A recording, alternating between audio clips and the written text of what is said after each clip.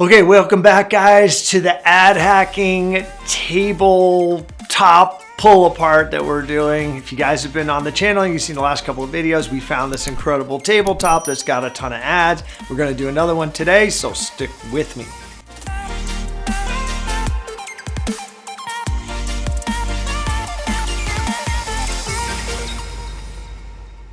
Okay guys, welcome back.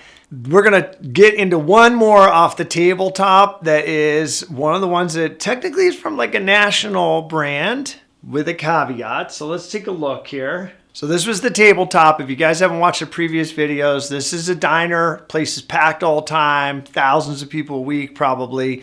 And it's got all these local advertisements that are like printed right into the laminate tabletop. So I just want to be clear, these are not stickers, they're permanent. They've been on the tables for years. A lot of these companies have been around for quite some time. You see typical stuff here: roofing, local service company, contractors, lawyers, the dentist, you know, the regular folks just like you and me. So if you're like got a regular business and you're looking for advertising opportunity in your community, you may get lucky and be able to do something like this, because done well, I think this is actually pretty legitimately good. Like, I have no criticism of this. I know we work a lot in digital, and you know, that's kind of what everybody thinks all the time, but there's some hidden winners out there, opportunities like this that I would not totally disregard when you have captive audience, people sitting at a table, regulars, by the way, who come back to Pepe's, eat breakfast there 3 times a week. They see the ad, they see the ad, they see the ad, they see the ad, and they don't care until the one day, right? Because it's rattling around the back of their brain, something breaks and your company is there to fix it, right? So remember that. You're getting like this, there's some neat stuff with just the mechanics of this old school tactic that we cannot ignore, and we certainly don't want to discount. Now, I got another one that we're just going to zero in on today. So let's go here. This one, so Big O Tires, I don't know where you guys are in the country. I'm not sure where they are, but I know they're big. They got like lots of tire stores. So this is, in my mind, technically plays like a national advertiser with local presence, okay? So there's, the ad is, and let's just take a look for a second, kind of let it sink in. I think this was probably done up at corporate, right? Because this is doing some really good stuff. Tire service and straight talk. 3 words, right? That fits our rules of 3, immediately absorbed. So that's technically like a digital strategy, but works well everywhere. You can see it's like bop, bop, bop. Tires, service, straight talk. Yeah. And then we got the big brand impression there, the Big O Tires logo, boom, or their like mark. You know, you'd see that on the, probably the sign at the store and all those things. And then this, the team you trust. Powerful stuff, right? It's assumptive copy. It's an active tense statement. The team you trust. A lot of power in that. So listen to the way that hits, because we're always going to write in active tense. This is really good stuff. It's also, again, 4 words. Bam, bam, bam. Okay. So this is pro work done. This copy is done well. The design is done well. Now, let's get into this like imagery in the background, like the smoking, backlit, professional studio photography. It's pretty badass. And, you know, again, I think it works here. It's one step before what I'm always talking about, right? It's not an outcome. It's not like safe mom in her SUV with her baby, like the Michelin commercials, remember back from the day, like the trusted ride for your family. And they just have like a mom and her like mom mobile with baby in the back, and it's like storming and there's lightning, and she's like, I'm going to make it home safe, right? That's the outcome. So Michelin, also a tire company, always ran their ads showing outcomes. Safe in your car no matter the weather, your kids are safe, your family's safe, right? Tires is good because you're safe. Outcome. This one is different because it's the thing you're going to buy, right? So that's the thing you're going to buy, you get because you want the outcome, right? So you guys remember the chain in that psychology is important. This one I think they get away with just because it looks kind of badass. And, you know, I'm not sure what they would have done here differently, but they could have, local ad, maybe done what Michelin did. And I think it would work just as well. I don't think this is horrible, because one thing that's happening here that makes it kind of work is it's professional photography, so it actually looks good.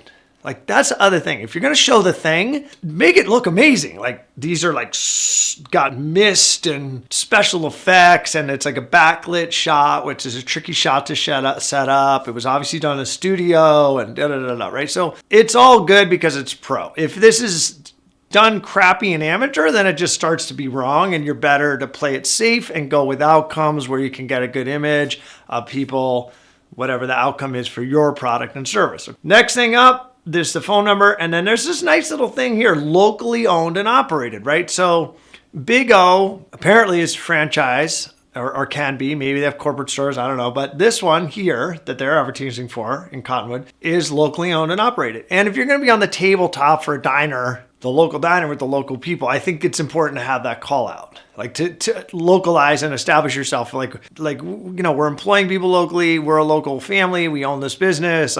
There's some sensitivity to that. And I think it's appropriate that they said that. I don't know what this red text is in here, but I can't see it. So let's just pretend it's not there.